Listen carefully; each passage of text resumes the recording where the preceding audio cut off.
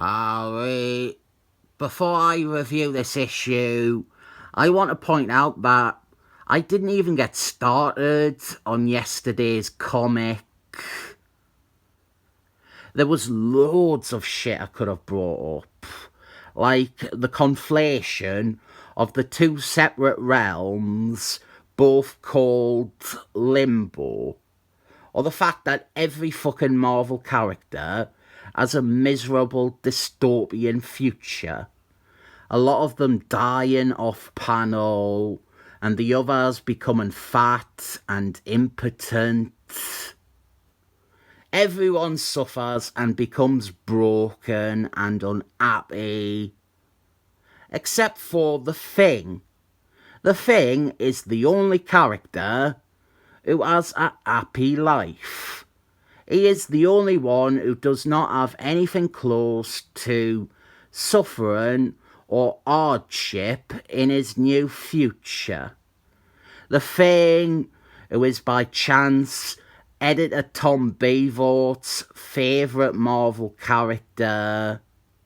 His favourite Marvel character that, coincidentally, has not had a bad day in nearly 30 years now. This is totally unrelated. Well, I guess it's related to the third one in the trilogy. They show up in that and do nought. This is Galactical Guardians from the 90s, and I wanted to correct things because I had only reviewed the bad Masters of Evil two-parter with Herb Trimpfeld art. This is issue 20 and it has a slight foil cover introducing the new look for the character called Justice. Since I had only reviewed a trash story from this series, I needed to clarify that the first 26 or so issues, written and drawn by Michael Valentino, they are surprisingly great. Here is the debut of Justice's new Captain America inspired look.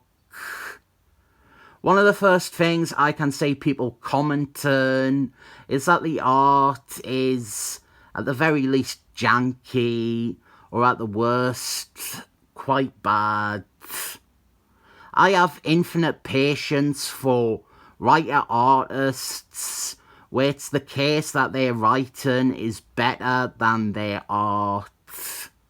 It is usually the other way around. But there are a select few where they are better writers than artists. And this is a case of that. Jim Starman is another one, I think.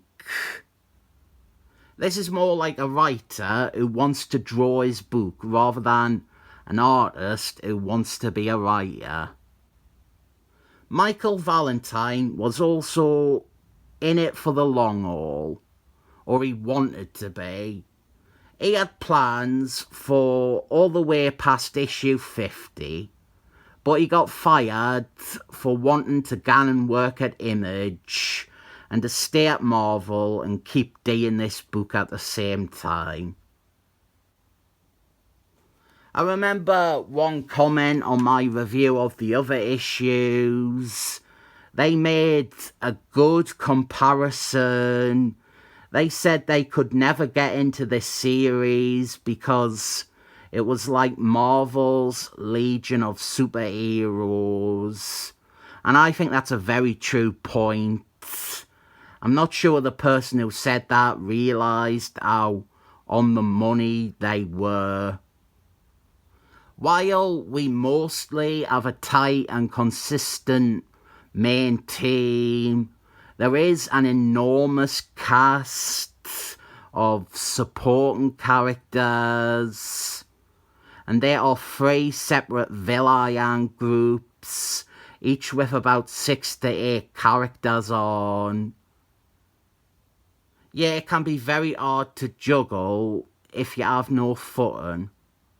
I was fortunate in that I read them in order, so I knew the main characters here before we got to this series. The other point is that I didn't care about any of these characters until this series. Just to quickly explain to newbies, Justice, who is the future incarnation of Major Victory from the New Warriors.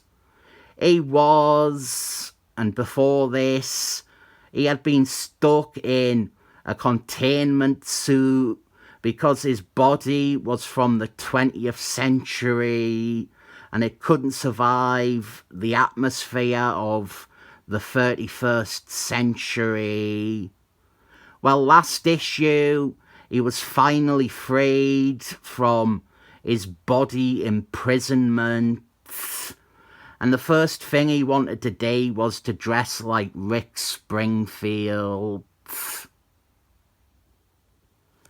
But to get back to these characters, and...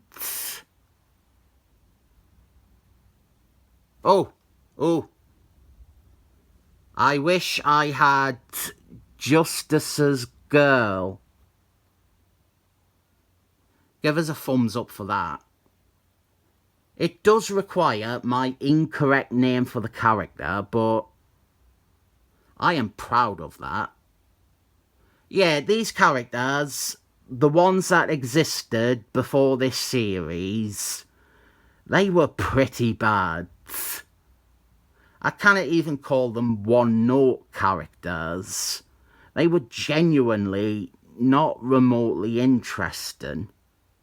When even Roy Sternman and Steve Goebel cannot make characters work, you have to assume that they are just plain bad characters. Then, against all odds, this series came along and Michael Valentino delivers one of the most pleasant surprises I have ever had with comics. He made them all have personalities, and I was caring about this team that I had written off. I never even enjoyed them in the Avengers Korvac Dallas story. In fact, the only story with these characters where I thought they were any good before this series, it was Marvel 2-for-1 69. 69. Here is one of those many supporting characters I mentioned. This is Wonder Man. He is still alive in the 31st century. And the series did at times get a bit too what if with its approach of, hey, let's see what became of Wolfman's skeleton. This is another supporting character here, and it kind of links in with that sort of stuff. This is the Sorcerer Supreme of the future. I'm fine with that. I'm fine with Wonder Man too. Stuff like that is fine. It's just when it's Wolfman or Punisher or the Excellent Men, when they are showing the legacy of that sort of stuff in the future, it feels like plays for sales. I am getting ready to wrap this up now, and we have a pin-up splash page type at the back. I wanted to show this as I say my final piece. This series breathed such life into these non-entity characters, and it made them compelling and did entertaining stories with them. It is something to be impressed by.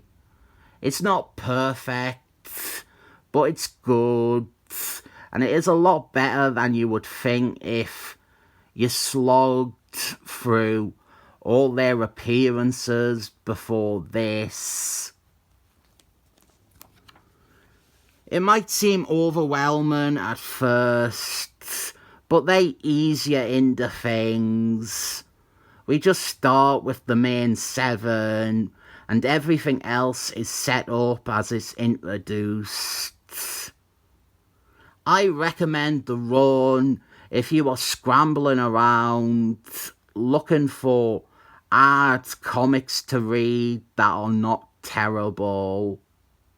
It might not seem the most appealing on the surface, but it will likely surprise you as much as it surprised me to end up actually enjoying a series about these characters.